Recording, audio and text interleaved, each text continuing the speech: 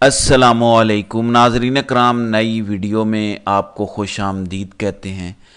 آج بہت بڑی ڈیولپمنٹ ہوئی ہے۔ لاہور ہائی کورٹ کے چیف جسٹس نے تباہی پھیر کے رکھ دی ہے۔ قاضی فائز عیسیٰ کے لیے اب ISI کا دفاع کرنا مزید مشکل بنا دیا گیا ہے۔ ناممکن تو کچھ نہیں ہے کیونکہ قاضی صاحب نے بے شرمی کا طوق پہنا ہوا ہے۔ قاضی صاحب ایک اور فکسڈ میچ کا آغاز کر چکے ہیں، 20 تاریخ مقرر ہے۔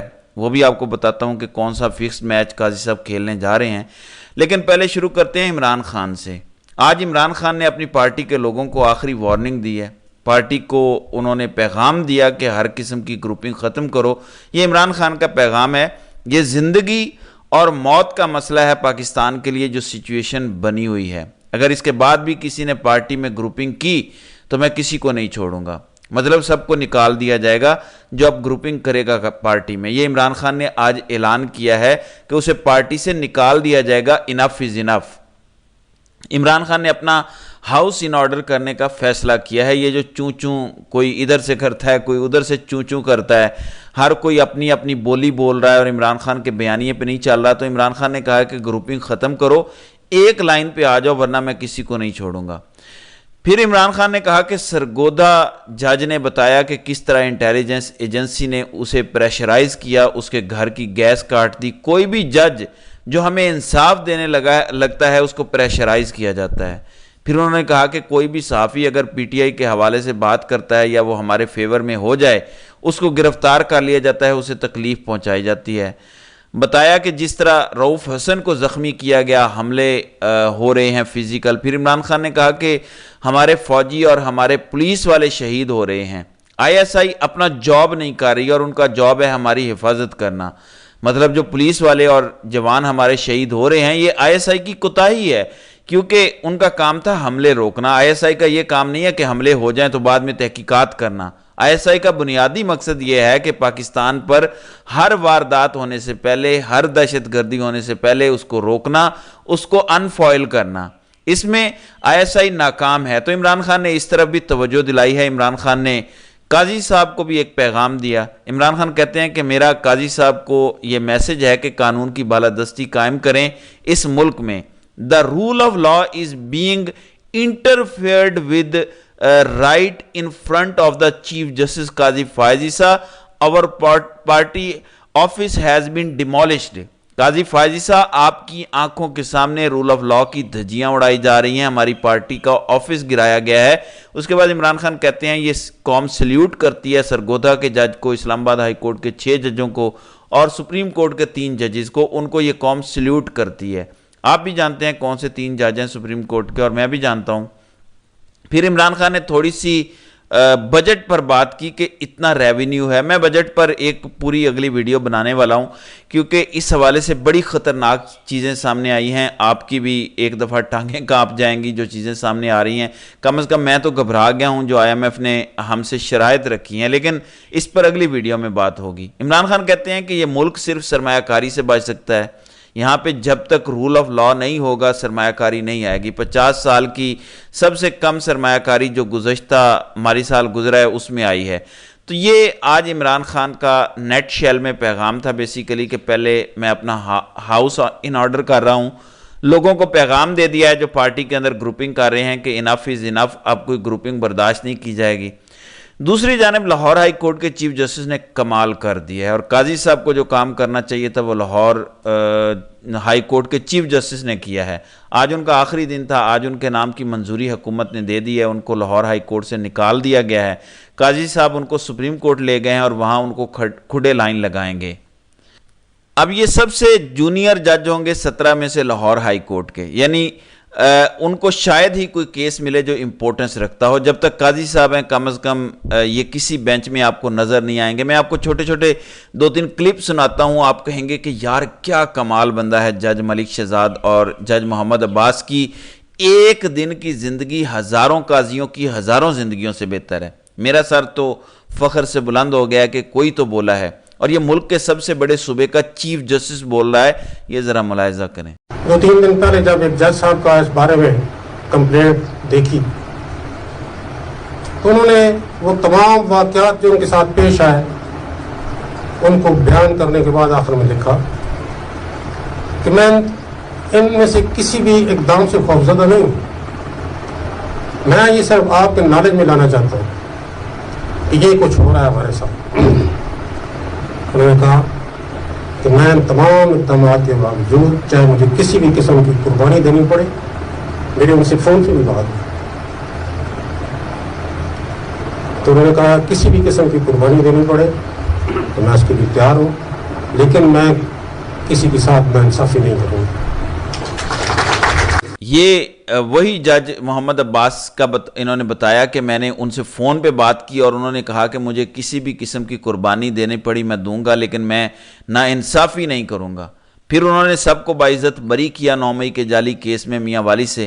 تو ایسے ہوتے ہیں تگڑے ججز. اور ایک جج ہے گجرانوالہ کا, انتہائی گھٹیا جج, جس نے 13 ماہ بعد 11 دن کا جسمانی ریمانڈ صنم جاوید کا دوبارہ دی ہے. صنم جاوید کا کہنا ہے کہ 11 دن کا ریمانڈ چھوڑے, یہ 11 سال کا ریمانڈ دے دیں تب بھی یہ ہمیں نہیں توڑ سکتے. عمران خان یہ خواتین کو نہیں توڑ پا رہے. اب تو کچھ اطلاعات ہیں کہ گجرانوالہ کے پولیس والوں نے کہا ہے ایک منحوس اور خبیث شخص ہے جو صنم جاوید اور عالیہ حمزہ کو فتح کرنے کی کوشش کر رہا ہے. اس کا نام ہے رانا ایاز سلیم.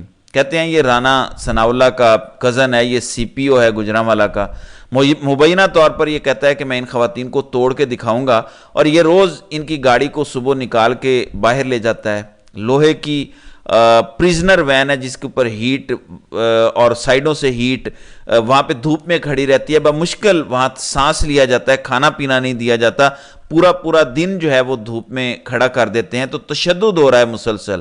اور کرنے والا کون ہے؟ رانا ثناء اللہ کا کزن. اور یہ کس کی دلالی کر رہا ہے یہ آپ اچھے سے جانتے ہیں. یہ ذرا دوسرا کلپ سنیں. اسی لیے میں آج کہہ رہا ہوں کہ ہماری جوڈیشری جو آج اسٹرگل کر رہی ہے اسٹیبلشمنٹ سے جان چھڑانے کی, اسٹیبلشمنٹ کے انٹرفیئرنس سے جان چھڑانے کی, اس کا مقابلہ ہم سب نے دلیری سے کرنا ہے, جرأت سے کرنا ہے, بغیر کسی خوف میں کرنا ہے, اس ایمان کے ساتھ کرنا ہے کہ انشاءاللہ یہ انٹرفیئرنس جلد ختم ہو کے رہے گی. جی, اسٹیبلشمنٹ سے جان چھڑانی ہے, اسٹیبلشمنٹ کی مداخلت سے جان چھڑانی ہے, اور اس بیلیف کے ساتھ یہ کام کرنا ہے کہ یہ بہت جلد ہوگا. اس بندے کو اس لیے ہٹانا ضروری تھا. جوڈیشل کمیشن کے 4 ججوں نے, سپریم کورٹ کے سینئر 3 ججوں نے کہا کہ ان کو لاہور ہائی کورٹ رہنے دیں. قاضی صاحب نے کہا نہیں میں وعدہ کر چکا ہوں, زبان دے چکا ہوں, ان کو وہاں سے ہٹا دیا. میں آپ کو یقین دلاتا ہوں کہ اگر ان کو لاہور ہائی کورٹ میں رہنے دیا جاتا 9 مئی کے سارے کیسز نے بہت جلد ختم ہو جانا تھا اور اس ملک نے بہتری کی طرف آنا شروع کر دینا تھا. یہ جو فارم 45 اور 47 والا ڈاکہ ہے اس میں بھی ریکوری ہونا شروع ہو جانی تھی. ایک اور فائنل کلپ ان کا سنیں جس میں یہ سب کو کچھ کرنے کا کہہ رہے ہیں, یہ ذرا سنیں. جو سیاستدان ہے ان سے میری گزارش ہوگی کہ اس ملک میں بہتری لانے کے لیے اپنا کردار ادا کریں. یہ تمام عہدے ٹیمپریری چیزیں ہوتی ہیں, آنے جانے چیزیں ہوتی ہیں. آج ہم ادھر ہیں کل نہیں ہوتے, لیکن جتنا وقت اللہ تعالیٰ نے آپ کو دیا اس وقت میں آپ اپنا کردار ادا کریں. اس ملک میں, اس معاشرے میں جس حد تک سمندر میں ایک قطرے کے برابر بھی اگر آپ تبدیلی لے آئیں تو اس کا اجر اللہ تعالیٰ آپ کو دے گا. ہم تو اس میں آپ کو کیا اجر دے سکتے ہیں. تو یہ بھی ایک پیغام ہے ان کا. جیسے کچھ اور ججز بھی بول رہے ہیں کہ سیاستدانوں کو غیرت کھانی چاہیے. بنیادی طور پر وہ یہ کہہ رہے ہیں کہ جو عہدے آپ کو مل گئے ہیں ان کی اکڑ میں ایسے نہ کریں اور ذرا سا اس ملک کے بارے میں سوچیں. اب ناظرین کرام آتے ہیں قاضی صاحب کی فنکاری پر. جیسے میں نے آپ کو کہا کہ قاضی صاحب ایک 2 نمبر انسان ہیں. دور تک ان کو یہ نظر نہیں آ رہا کہ مداخلت ہو رہی ہے, جبکہ لاہور ہائی کورٹ کے چیف جسٹس نے آج بتایا, اس سے پہلے سرگودا کے جج نے 2 دن پہلے بتایا. تو مسلسل بتایا جا رہا ہے کہ ہمیں ISI تنگ کر رہی ہے, لیکن قاضی صاحب کو یہ مداخلت نظر نہیں آ رہی. وہ ٹیکنیکیلٹیز کے پیچھے چھپتے ہیں کہ اگر کوئی مسئلہ ہے تو درخواست دیں. تحریک انصاف نے درخواست دی ہوئی ہے 9 مئی کے حوالے سے کہ کیس لگا دیں. 6 مہینے ہو گئے ہیں ایسے ہی پڑی ہے. انسانی حقوق کی خلاف ورزی پر درخواستیں 4 سے 6 مہینے ہو گئے پڑی ہیں. ارشد شریف کے قتل کے حوالے سے 1 سال ہو گیا, اس درخواست پر کوئی کام نہیں ہوا. ریویو پٹیشن بلے کے نشان کا پڑا ہوا ہے, لیکن جیسے ہی الیکشن کمیشن نے کل درخواست دائر کی کہ لاہور ہائی کورٹ نے جو ٹریبیونلز لگا دیے ہیں اس پر ہمیں ریلیف دیں اور لاہور ہائی کورٹ کے فیصلے کو کالعدم قرار دیں, قاضی صاحب نے فوراً عید کے بعد وہ بینچ لگا دیا. 20 جون کو یہ سماعت کے لیے مقرر کیا گیا ہے. مزے کی بات یہ ہے کہ کسی رجسٹرار نے کوئی اعتراض نہیں کیا, اور میں وجہ بتاتا ہوں کہ اعتراض کیوں کرنا چاہیے. کہ کون سا بینچ ہے قاضی فائزی صاحب اور نعیم اختر افغان کا, اس کی سگنیفیکنس کیا ہے. نعیم اختر افغان آخر میں آتے ہیں، 16واں نمبر ہے۔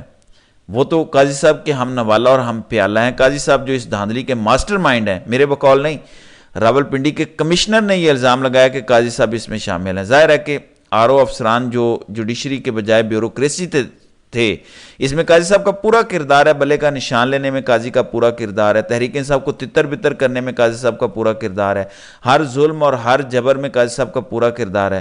تو پھر کیا اب قاضی صاحب جب یہ سارا کر بیٹھے ہیں تو وہ کیا یہ ٹریبیونل بنے رہنے دیں گے؟ مجھے یہیں سے قاضی صاحب کے فکس میچ کی بو آ رہی ہے۔ میں نے کیوں کہا کہ رجسٹرار نے اعتراض نہیں کیا؟ اعتراض بنتا ہے جب ہائی کورٹ کا سنگل بینچ کا کوئی فیصلہ دیتا ہے تو قانونی پریکٹس یہ ہے کہ پھر انٹرا کورٹ اپیل ہوتی ہے۔ انٹرا کورٹ اپیل پھر 2 ممبر ڈویژنل بینچ سنتا ہے۔ آپ سیدھا سنگل بینچ سے سپریم کورٹ نہیں آ سکتے، یہ پریسیڈنٹ نہیں ہے اور قانون بھی یہی ہے، لیکن قاضی صاحب نے یہ کیس سماعت کے لیے مقرر کر دیا ہے۔ اگر قاضی صاحب اس کو قابل سماعت قرار دیتے ہیں پہلے ہی سماعت میں اور نوٹس کر دیتے ہیں تو پھر یہ 100% فکسڈ میچ ہوگا۔ بہرحال دیکھتے ہیں کہ آئندہ آنے والے دنوں میں کیا ہوتا ہے۔ تو ناظرین کرام، آپ کی اس ویڈیو کے حوالے سے کیا رائے ہے؟ آپ اپنی رائے کا اظہار کامنٹ سیکشن میں ضرور کیجیے گا۔